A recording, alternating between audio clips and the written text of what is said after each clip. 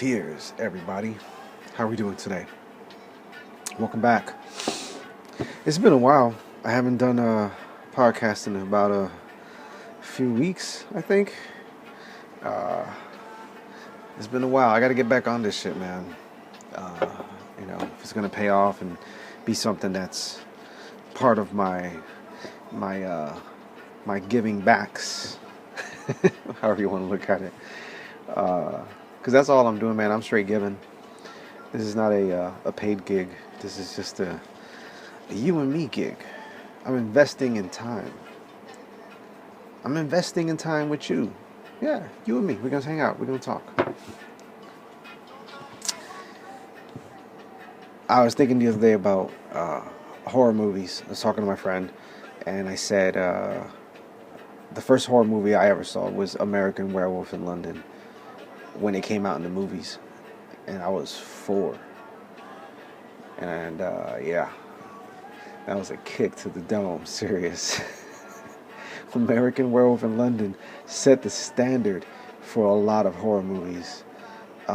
It still to this day has one of the best werewolf transformation scenes. It holds up, man. It holds up still. And it's better, in my opinion, because you don't need CGI, man. CGI, well, you do need CGI, and I shouldn't say that. You do need CGI, but there's nothing like knowing you can touch that thing you're looking at. Like that's a real thing. That's a real piece of matter in the shot that is, due to camera work and trickery and all that stuff, is a man changing into a fierce animal. And that in itself is terrifying at 4 years old in the fucking movie theater.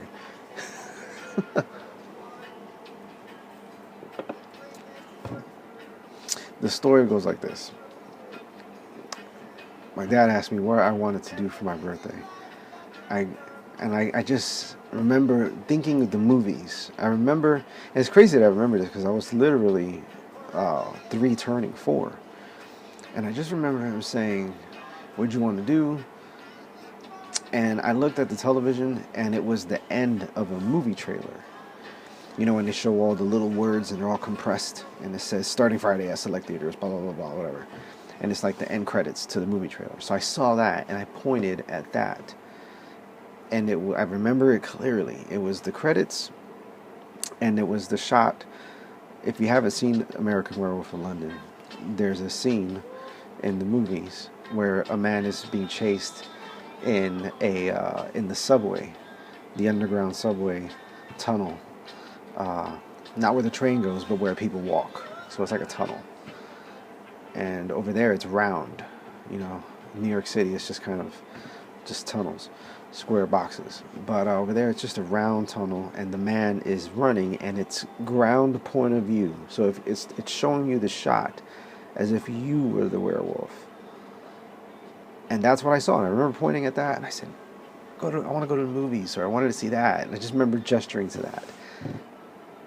And then I remember my dad taking me to the movies.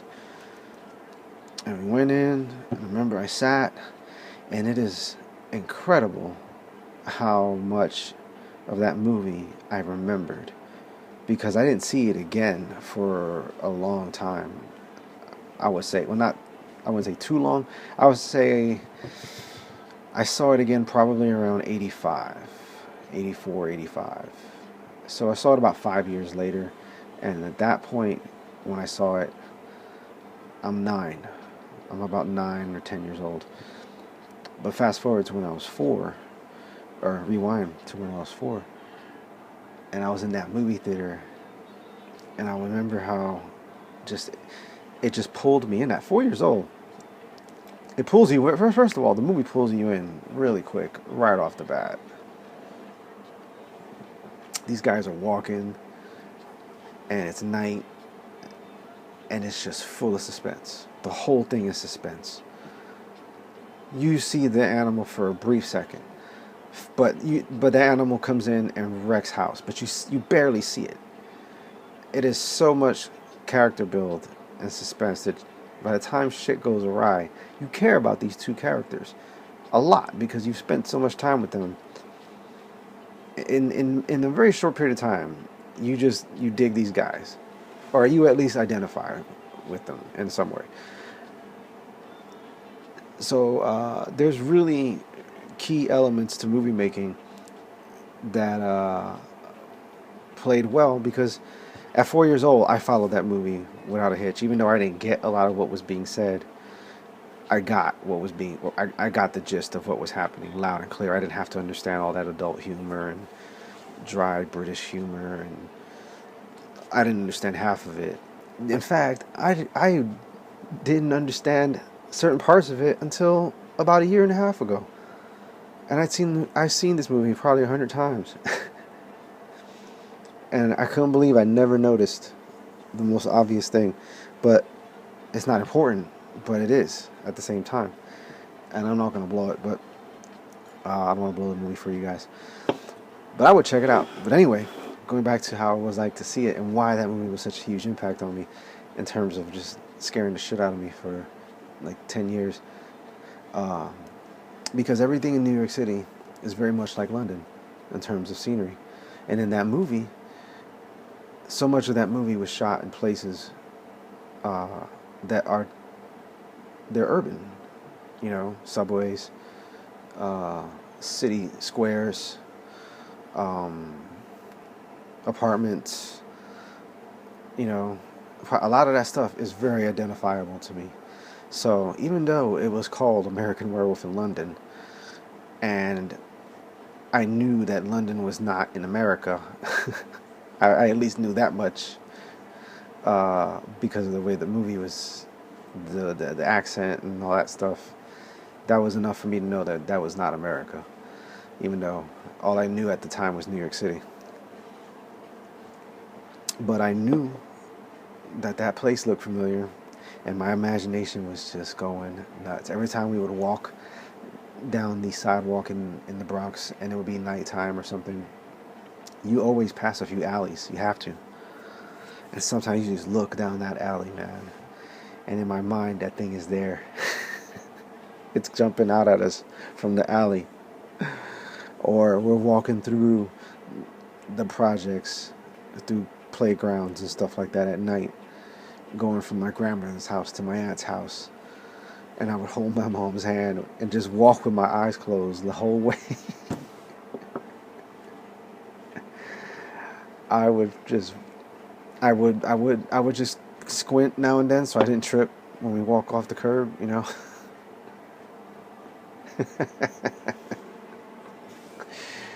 Oh man. I didn't feel comfortable or safe until that door was closed behind us. And God forbid somebody's like, hey, take this trash, throw it in the incinerator. Where's the incinerator? It's down the hall around. It's the room right next to the elevator.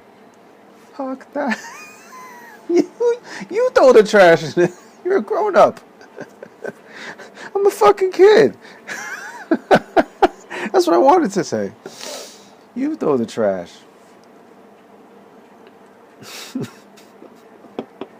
If you know what it's like to throw trash down an incinerator chute, that's something else. There's nothing else like that, man. You throwing it down from 10 floors up. First of all, you got a garbage bag that's probably too big to even be managed, you know, comfortably for a kid. Chances are it's gonna rip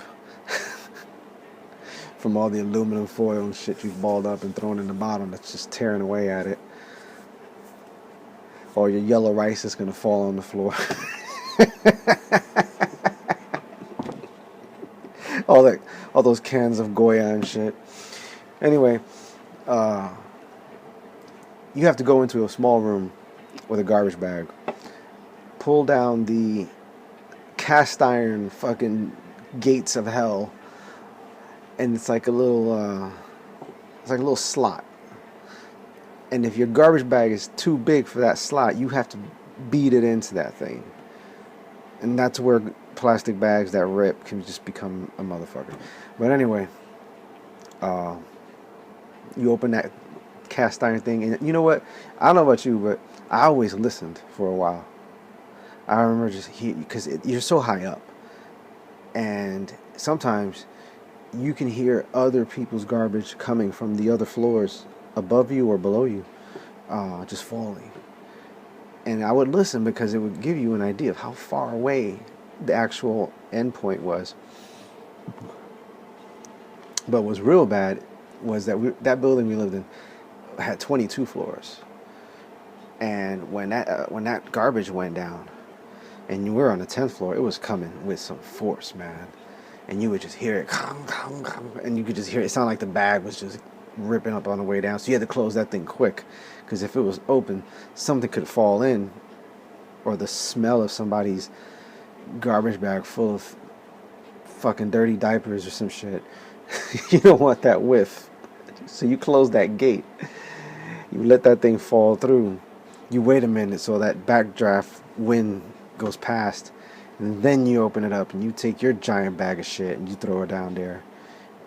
And then you just listen to it fall. And that was the only that was the only way to make that fun. But then when you close that gate, it's just you standing in that room where people would sometimes leave garbage and not even try to put it down the hole. And now you got to make that dash from the door, from that little room around the corner past the elevator and back to your apartment. And that was probably the scariest part, because you were a kid and you're just running past a bunch of doors, because you're in an apartment building, so it's just other houses. You know, the doors to the stairwell, and you're in the projects, so it's even worse. And I don't live in the projects. I was visiting the projects. So it's a whole nother world for me. If you lived in the projects, different story for you. Good for you. Proud of you. Not for me. For me, it was a little different. The American Werewolf in London was anywhere he wanted to be in New York City when I was a kid. And that movie was so amazing that it stuck with me. Random nightmares throughout my entire childhood. And then when I saw it, it was like the only way to cure myself was to watch the movie. You know, and I couldn't get past that. I was like, you know, why would I want to see more of this thing that scares the shit out of me? And it was just so that I could see that it's just a movie. But every time I watched it, I was like, this was so much more than just a movie to me. It seemed so real. Because I was 4, man. I was 4, and I didn't know the difference between what was real and what was not at that time. Tom and Jerry were my only friends. Tom and Jerry and my Spider-Man doll, and that's about it at 4 years old in those days. At 3 years old at that. So, American Werewolf in London. Recently, I was on, I think it was Instagram. And Joe Rogan actually owns a sculpt, like I think it was from the movie, a full body, the full werewolf, head to toe. That shit is terrifying. I saw it, I was like, there's no way I could even own that shit. And you know what? Coming back to it, I forgot all about this. I can't even believe I didn't even think to mention this. When I went to the Halloween Horror Nights a few years back, and they had the American Werewolf walkthrough, and that thing was scene for scene for the movie. Not every scene, but major key points of the movie. You walked through the movie. And it was like, you know, you're in a group, and everybody's moving. And I was like, slow the fuck down. This is amazing. Like, it really did. They really did a fantastic job of making me feel like I was in the shot. I was in the movie. And I was like, damn. I mean, you know, they had the werewolf. It was a little, you know, I think it was because it's indoors, so it feels like you're you're in a theater set, because the lights are really high up and shit. And I think the animal looked a little too fake. But as far as putting you in that shot, like if they would have let me go through by myself, By myself? Are you fucking crazy? I think I would have had a moment. I would have had a moment, for sure. For sure. Especially at that last part. When you're in the alley. And you see it at the other end of the alley. No way. And you gotta walk towards it to get out. Forget it. Forget it. Remember that story I told you about when I lived in Germany? If you don't know, go back to the episode I talked about my favorite place to live, and I talked about Germany. When I was scared in that alley, running to my apartment building, ringing the buzzer. That was the first thing on my mind. If all my bad guys were after me, the American Werewolf was gonna get me first. That's how I looked at it. He's gonna get me first. Jason's gonna get me next. Freddy Krueger will get me after I die. I'll be in a dream. I'll deal with his ass. Well, yeah, they were all my scary movie victims were gonna get me. But the worst one, I would have rather have turned around and just seen Jason. I would rather, if I had to see anywhere, I would rather have taken Jason first. I would have rather not even experienced the fucking werewolf altogether. You know? I'll take Jason, Michael Myers, because you know if you deal with them, it's quick. They ain't playing around. Freddy Krueger will have you forever. Freddy Krueger, that's 15 minutes, easy. He's going to play with you, talk to you, make jokes, scare you multiple times, make you think you woke up. Psych, nope, you're still dreaming. You know? Michael Myers, he just gets you, and then you're done. Jason too. The werewolf, Jesus. He'll probably hit you like a linebacker, first of all. You probably get your back snapped from the hit. That coming at you at like 35 miles an hour with open jaws. BAM! Ugh. The hit alone. It'll jar you so bad. You'll have that free flight feeling as the wind is getting sucked out of your lungs from just being knocked by a beast, probably from behind, so your breath is gone. You're flying through the air at least another, 15, 20 feet away. You don't know what hit you. Everything is moving so fast. You're flying. You hit the ground, probably roll one time maybe before it's on you.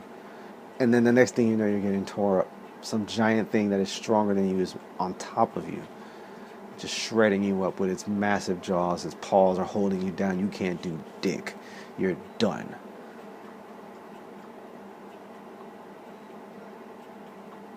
That's what was going through my fucking mind when I was in fourth grade in Germany, trying to ring that doorbell to hurry up and get into the fucking apartment building. That's what was going through my head. That's what I saw happen, and that's why I freaked out. So bravo, John Landis. Bravo to oh shit, what's his name? I should know his name. The guy who played the werewolf. David Nodding. I knew it. Bravo to oh god, I'm gonna have to actually look this up. I used to know this. I used to know this guy's name. The guy who played his best friend, who had that fantastic makeup with the little skin thing that jiggled when he... Oh, that little shit. Forget it. I believed it. I was like, yep, that's what it would look like if your neck was gone. If your whole neck was gone. Some way, somehow, I believed that. I was 4 years old, but I was like, yep, that doesn't look fake at all. I'll have to IMDb this shit to remember this guy's name. Who played Jack? Jack! He kept coming back to visit him. Every time he came back, he looked worse. That's comedy and horror at the same time. I mean, come on. Every time you see him, you get startled. And you're like, ugh. And then you see him again. Ugh. And you see him at one point, and you're just like, where's the voice coming from? He's just bones. Where's that voice coming from? Oh, but man, IMDb, open up. What's up? American. Look at this.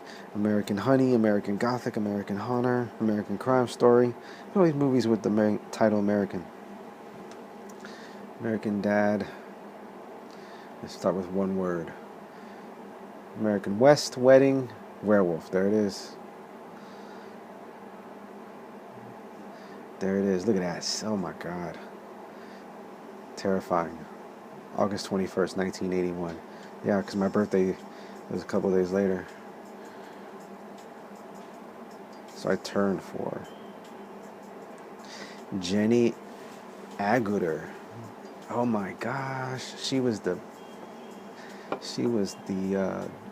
that hot Brit nurse that took care of his ass. Oh my God, that was too much. I think that's where I get my I think that's why I like British girls, because of that. She was sexy.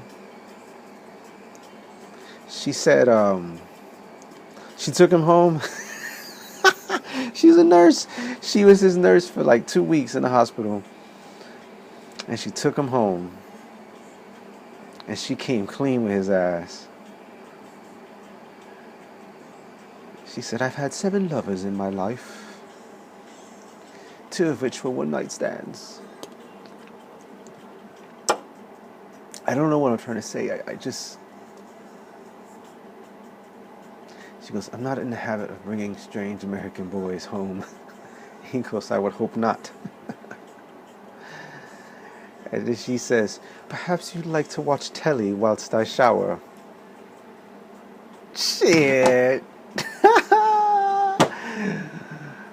That was like the best scene ever. That spot right there. When she said that, as a kid, I didn't get any of that. When I saw that as a grown up, I was in a whole different frame of mind. And I'm watching this whole scene play out, knowing what's coming. But now I'm seeing it as that. Now I feel like I'm him. I feel like I know what it's like to be that guy. And I'm like, yup, she's giving him the tour. Trying not to make it look so obvious. She says what she feels like she has to say so she doesn't look like a whore. And she feels good. She's like, okay. Perhaps you'd like to watch telly whilst I shower.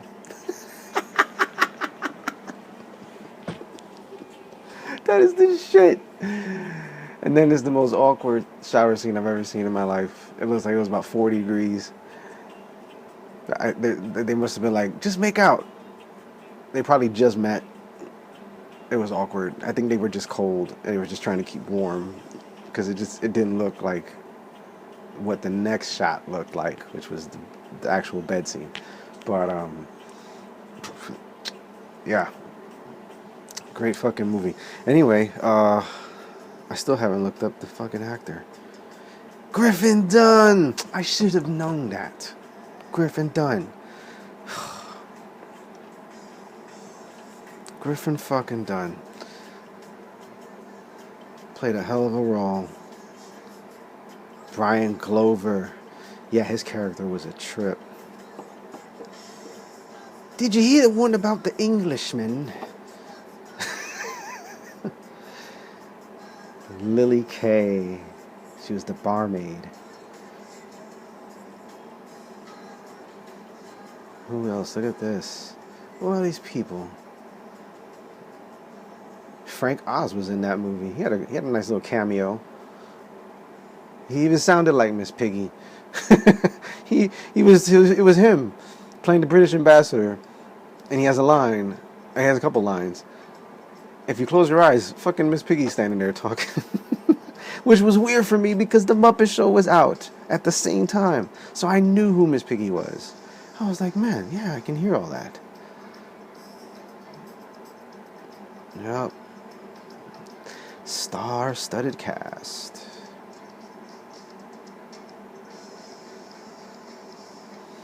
You made me miss. When that dude missed the dartboard completely, he said, I've never missed that board before. And Jack's like, all right, man, we gotta go. No, man, we gotta go. But no, David says that. David's the one that's like, we gotta go. Jack is the Cracker Jack. He's the one that's fucking little comic relief. What did I do? I just asked a question. It's oblivious to the fact that he's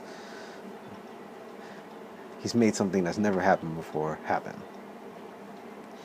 That dude never missed the dartboard.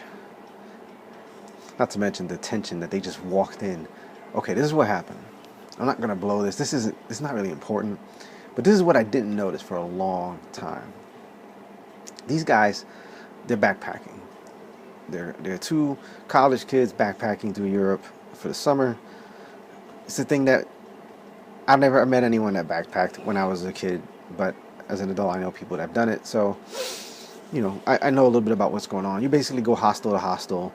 You got a backpack, you get some American money, whatever. It was a different world back then. And they're in London, and they're going to end up in Greece or wherever. And they go through these rural areas, you know, small villages and shit.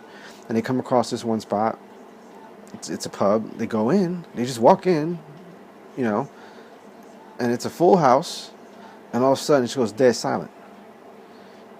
And everyone's just looking at them like, what the fuck? And the reason I figured out later was because they're huddling together for protection. Because they know it's a full moon. And they know what comes out in their village during a full moon.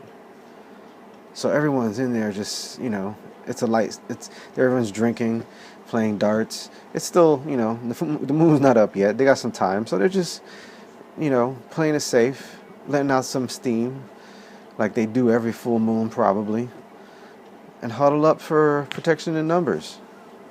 That's my guess. But that's definitely why they were all together.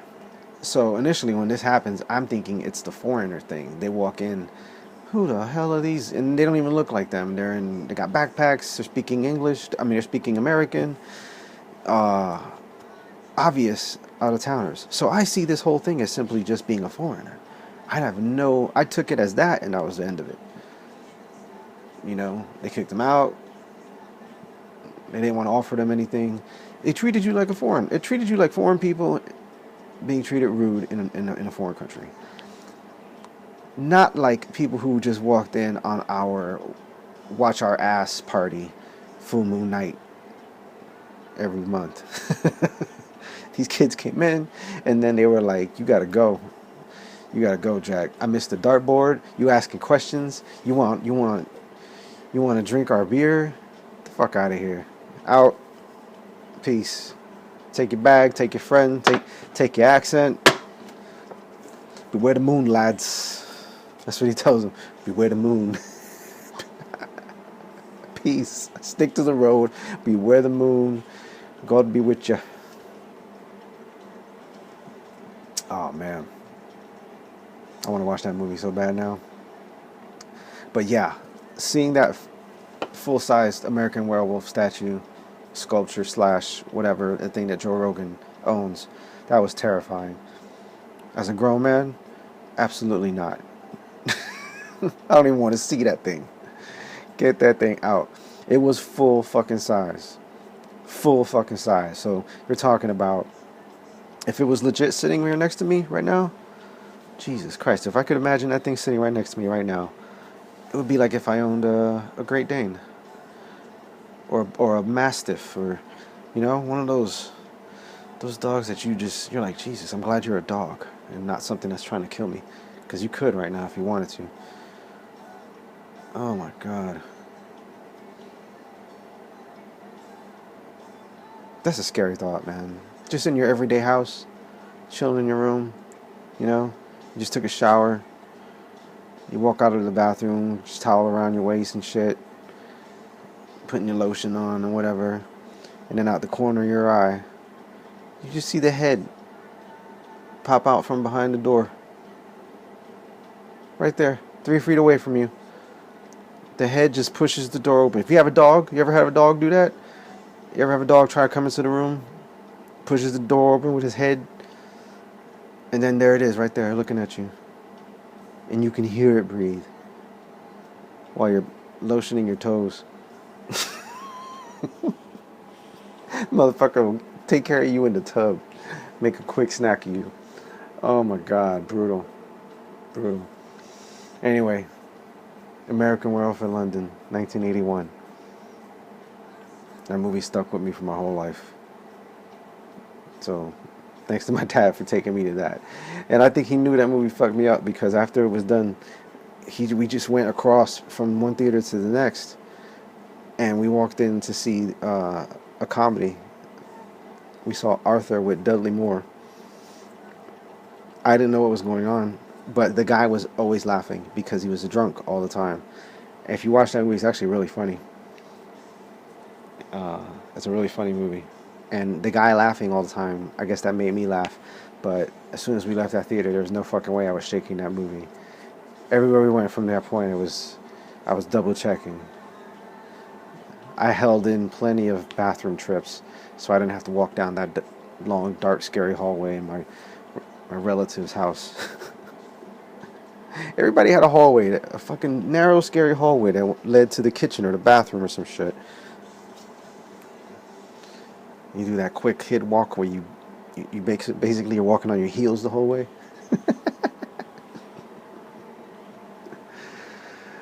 Oh, American Werewolf in London, people. It's God for life. Holla.